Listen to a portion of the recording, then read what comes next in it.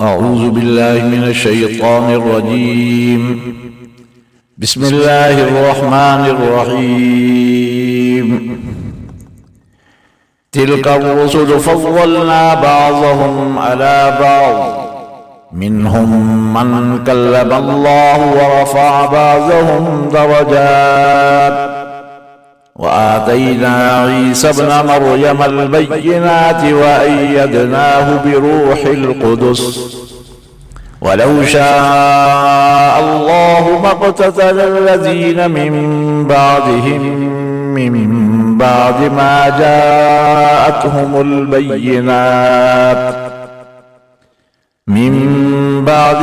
جاءتهم البينات ولكن اختلفوا فمنهم من آمن ومنهم من كفر، ولو شاء الله ما اقتتلوا ولكن الله يفعل ما يريد.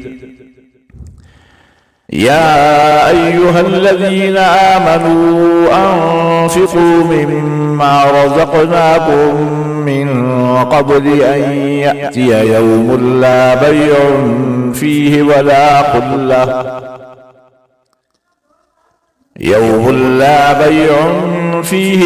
خلة ولا شفاعة، والكافرون هم الظالمون. الله لا إله إلا هو الحي القيوم، لا تأخذه سنة ولا نوم، له ما في السماوات وما في الأرض. من ذا الذي يشفع عنده إلا بإذنه، يعلم ما بين أيديهم وما خلفهم، ولا يحيطون بشيء من علمه إلا بما شاء، وسع كرسيه السماوات والأرض، ولا يؤوده حفظهما وهو العلي العظيم. لا إكراه في الدين، قد تبين الرشد من الغي، فمن يكفر بالطاغوت ويؤمن بالله فقد استمسك بالعروة الوثقى، لا انفصام لها، والله سميع عليم. الله ولي الذين آمنوا يخرجهم من الظلمات إلى النور، والذين كفروا أولياؤهم الطاغوت يخرجونهم من النور إلى الظلمات، أولئك أصحاب النار هم فيها خالدون. ألم تر إلى الذي حاج إبراهيم في ربه أن آتاه الله الملك، إذ قال إبراهيم ربي الذي يحيي ويميت، قال أنا أحيي وأميت.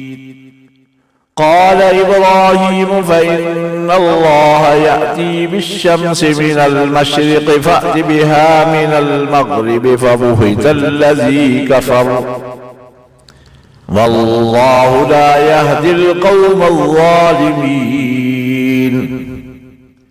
أو كالذي مر على قرية وهي خاوية على عروشها، قال أنى يحيي هذه الله بعد موتها، فأماته الله 100 عام ثم بعثه، قال كم لبثت؟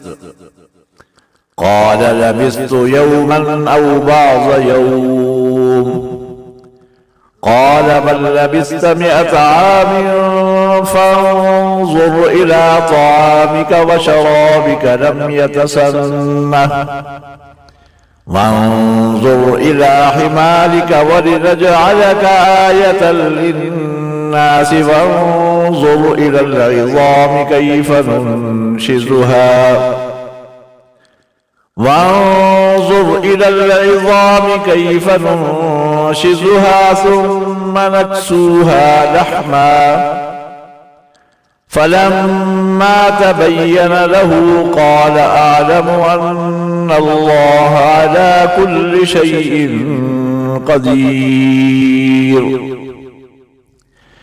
وإذ قال إبراهيم رب أرني كيف تحيي الموتى قال أولم تؤمن قال بلى ولكن ليطمئن قلبي قال فخذ 4 من الطير فصرهن إليك ثم اجعل على كل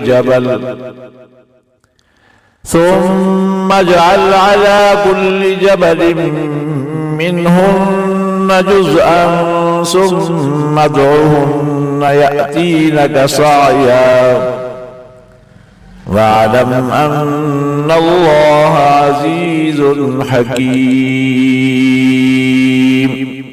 صدق الله العظيم.